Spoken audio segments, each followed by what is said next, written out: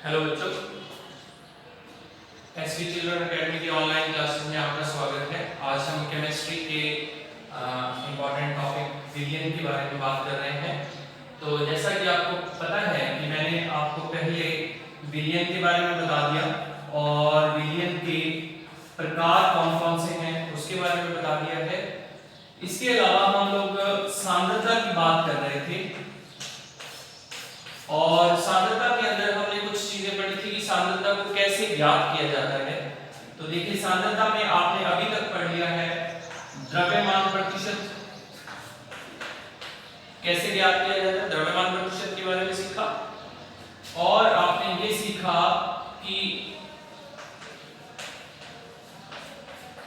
आयतन प्रतिशत कैसे ज्ञात किया जाता है। तो अब इनके अलावा और भी बहुत सारे जो है इसके टाइप हैं कि सांद्रता को किस प्रकार से ज्ञात किया जाता है। तो आज जो है हम अभी द्रव्यमान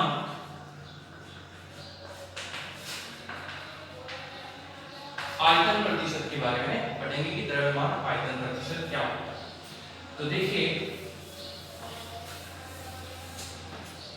जब हम द्रव्यमान प्रतिशत कर रहे थे तो हमने एक बात सीखी थी कि इसके अंदर जो विलेय होगा वो भी क्या होगा, ग्राम में होगा। विलेय ग्राम में होगा और विलायक भी क्या होता है, ग्राम में होता है, यानी कि ग्राम में ग्राम बोलते हैं। जब हमने आयतन प्रतिशत पढ़ा तो आयतन प्रतिशत में हमने ये सीखा था कि जो विलेय है वो ml में होगा और जो विलायक है वो भी किस में होगा, ml में होगा। अब हमारा अगला जो टॉपिक है वो द्रव्यमान आयतन प्रतिशत है। तो द्रव्यमान आयतन प्रतिशत में आपको ये याद रखना है कि द्रव्यमान जो विलेय है वो तो क्या होगा, ग्राम में होगा और जो विलयन है या विलायक है वो किसमें होगा, ml में होगा या वो आयतन में हम उसको लेंगे। जैसे मैं एक एग्जांपल बोलता हूं, जैसे हमने कहा कि 5 ग्राम चीनी 100 ml जल के अंदर घुली हुई है। 5 ग्राम चीनी 100 ml जल में घुली हुई है। तो विलायक जो है वो तो किसमें है, ml में है और जो विलेय है वो किसमें है, ग्राम में है। तो जब ऐसा सवाल आए तो फिर हम द्रव्यमान आयतन प्रतिशत जो है वो ज्ञात करते हैं। द्रव्यमान जो है इसको हम ग्राम में लेंगे और आयतन जो है इसको हम ml में। मेरे ख्याल से समझ गए होंगे ये। तो ये दो टाइप हमने पढ़े थे, ये तीसरा टाइप जो है इसका इस प्रकार से जो है वो कैलकुलेट करते हैं। तो देखिए, द्रव्यमान आयतन प्रतिशत जो है इसको हम कैसे कैलकुलेट करते हैं, इसको शॉर्टकट में W/V परसेंटेज से भी लिखा जाता है। W का मतलब वेट है यानी कि द्रव्यमान है, V का मतलब ml यानी कि आयतन है। तो इसको कैसे ज्ञात करेंगे, तो देखिए, विलेय की मात्रा किसमें, ग्राम में, क्योंकि विलेय जो है हमने ग्राम में यानी कि वो द्रव्यमान है। और यहां हम लिखेंगे विलयन की मात्रा ml और गुना क्या हो जाएगा, 100 हो जाएगा। तो इसमें ये बिल्कुल आप समझ सकते हैं। द्रव्यमान वाले में हमने क्या किया था, विलेय की मात्रा ग्राम में और विलयन की मात्रा ग्राम में थी, यानी कि यहाँ पर। आयतन वाले में हमने क्या किया था, विलेय की मात्रा ml में और विलयन की मात्रा ml में। और इसमें हम क्या करते हैं, विलेय की मात्रा ग्राम में और विलयन की मात्रा ml में। यहाँ पर हम एक छोटा सा सवाल करते हैं और जैसे सवाल ये है कि 10 ग्राम यूरिया को घोलकर विलयन को 500 ml कर दिया गया। 10 ग्राम यूरिया को घोलकर कितना कर दिया गया है, 500 ml कर दिया गया।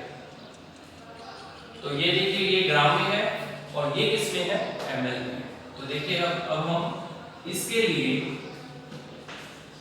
यूरिया का द्रव्यमान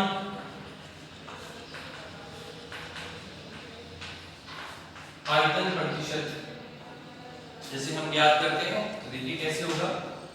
10 ग्राम यूरिया है अपॉन एमएल में कितना मिलियन है 500 ml है और इनटू क्या हो जाएगा 100 हो जाएगा, तो ये कैंसिल हो जाएगा, इज इक्वल टू क्या आ जाएगा 2% आ जाएगा।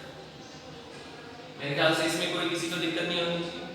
तो इस प्रकार से आपने इसको कर लेना है। ये जो है द्रव्यमान आयतन प्रतिशत कहलाता है। इसके बाद में नेक्स्ट जो टॉपिक है, अभी भी हम क्या कर रहे हैं सांद्रता को ही याद कर रहे हैं कि सांद्रता जो है उसको कैसे ज्ञात किया जाता है। तो नेक्स्ट टॉपिक देखिए क्या है, ppm। नेक्स्ट टॉपिक जो है वो ppm है। ppm की फुल फॉर्म है पार्ट्स पर मिलियन। इसको अपने इंग्लिश में लिखना है पार्ट्स पर मिलियन। तो ppm की जो इकाई है वो कब यूज की जाती है, तो मैं आपको बता दूं कि जब किसी भी बिलियन के अंदर विलेय की बहुत ही सूक्ष्म मात्रा हो तब उसकी मात्रा ppm में ज्ञात की जाती है।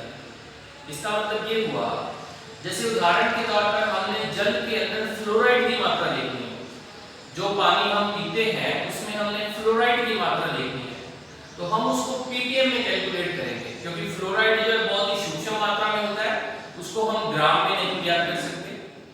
ऐसे ही जल के अंदर क्लोरीन की मात्रा देखनी है, सल्फेट की मात्रा देखनी है, तो वो ppm में ज्ञात की जाती है।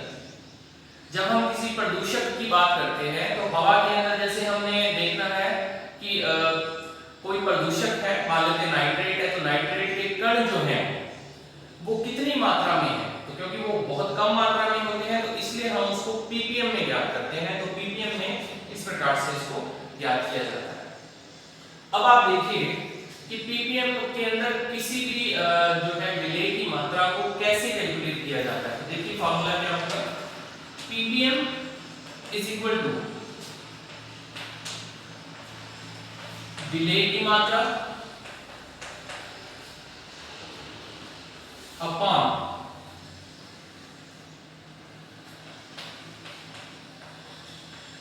बिलियन की मात्रा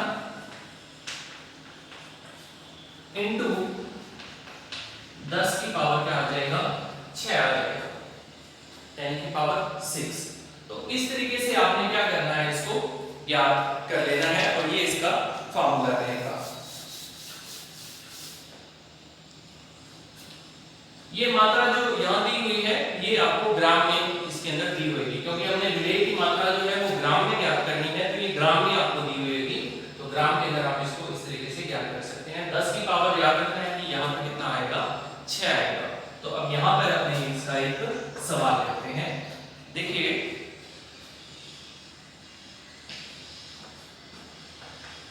500 ग्राम टूथपेस्ट में 0.2 ग्राम फ्लोराइड है।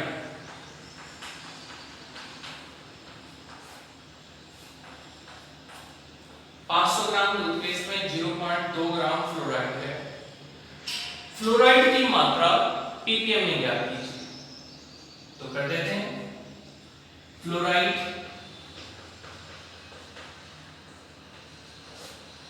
की ppm में मात्रा कैसे क्या करेंगे, देखिए फ्लोराइड कितना है 0.2 ग्राम है, 500 ग्राम क्या है, पूरा का पूरा जो बिलियन की मात्रा है, बिलियन तो ये हुआ ना, तो वो 500 ग्राम है और गुणा किससे कर देंगे 10 की पावर 6 से, यानी कि 1 के आगे 6 जीरो लगानी है, तो 10 की पावर 6 से इसको गुणा कर देंगे और जब आप इसको सॉल्व करोगे तो ये आ जाएगा 400 ppm आ जाएगा। इस प्रकार से आपने इसको ज्ञात करना है। अब ppm के बाद यदि मात्रा हमने इससे भी ज्यादा कोई सूक्ष्म है, उसकी मात्रा अगर हमने याद करनी है तो फिर उसको ppb कहा जाता है। ppb कहा जाता है। ppb क्या होता है? पार्ट्स पर बिलियन, पार्ट्स पर बिलियन। तो इसके अंदर क्या है, देखिए ppb का formula, ppb is equal to विलेय की मात्रा बटा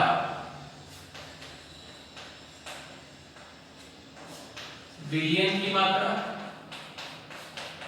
इनटू 10 की पावर 9। यानी कि उसमें कितना था, 10 की पावर 6 था और इसमें कितना है, 10 की पावर 9 है। इसके हिसाब से हम इसको, तो सेम जो टूथपेस्ट वाला हमने फ्लोराइड वाला एग्जांपल किया है, इस सेम एग्जांपल को आप अपने नोटबुक में पूरा कर लेना। बस ये है कि 10 की पावर कितनी आ जाएगी, 9 आ जाएगी, और जो यहाँ पर आंसर होगा वो किस में होगा, ppb में होगा।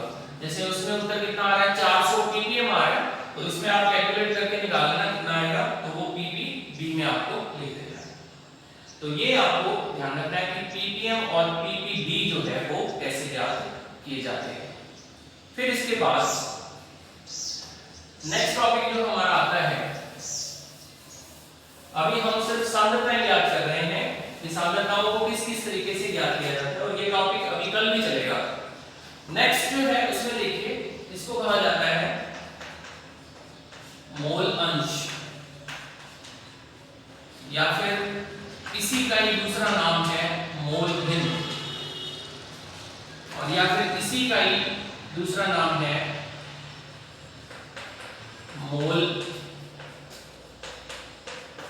प्रभाज, और इसी को ही इंग्लिश में कहा जाता है मोल फ्रैक्शन। तो ये सारे आपको याद रखने हैं कि इसको क्या कहा जाता है। तो देखिए मोल अंश, मोल भिन्न या मोल प्रभाज क्या होता है, मैं इसको एक उदाहरण की सहायता से आपको समझा रहा हूं। देखिए मान लेते हैं कि कोई विलयन है जिसके अंदर A और B मिलेगा, कोई विलयन है जिसमें जो विलयन A और B को आपस में मिलाने से बना है। यदि उस विलयन में A के जो मोल हैं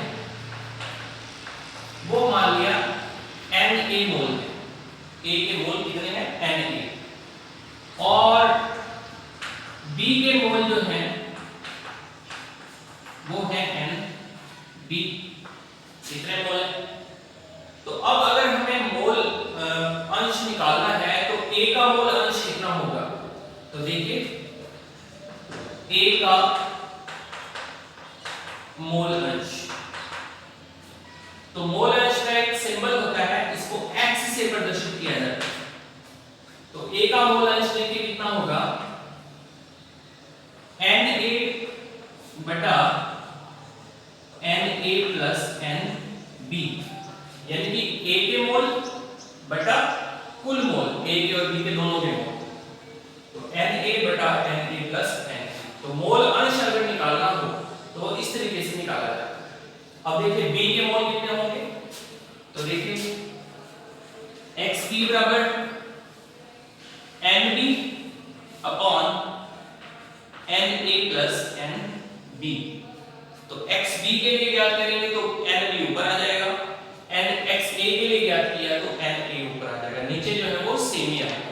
और मोल अंश में आपको एक चीज और याद रखनी है कि किसी भी विलयन के चाहे दो घटक हैं जैसे A और B, तो XA और XB यानी कि दोनों के जो मोल अंश हैं, चाहे यहां पर 3 आ जाए तो तीनों, ये सारे मोल अंश जब जोड़ दिए जाएंगे तो इनका जो योग है वो हमेशा 1 आएगा। ये आपको याद रखना है। तो ये मोल अंश के बारे में मैंने आपको बता दिया।